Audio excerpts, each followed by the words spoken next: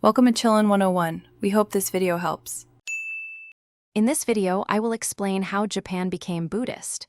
We'll begin by exploring the initial introduction of this profound religion. Buddhism made its way to Japan from Korea around the mid-6th century. A Korean king sent Buddhist texts and a Buddha image to the Japanese emperor, marking its official arrival. This new foreign faith immediately sparked significant debate and conflict among the powerful clans within the Japanese court. Initially, the Soga clan championed Buddhism, believing it would modernize Japan and align it with advanced cultures like China and Korea. However, conservative clans such as the Mononobe fiercely opposed the new religion, fearing it would anger Japan's native Shinto deities.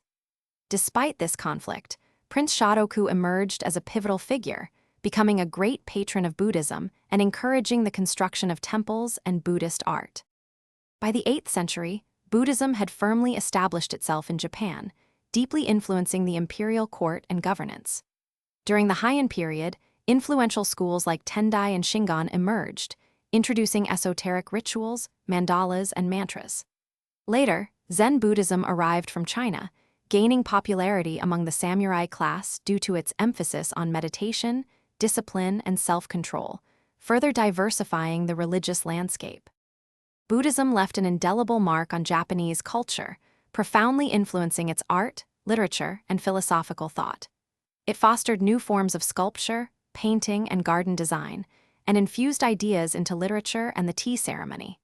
Importantly, Buddhism learned to coexist and blend with Japan's native Shinto religion, creating a unique and rich spiritual landscape that continues to this day. For those looking to simplify their daily routines, check out the description for a link to leak-proof meal prep containers and other great deals. Thanks for watching. Consider subscribing if we helped you.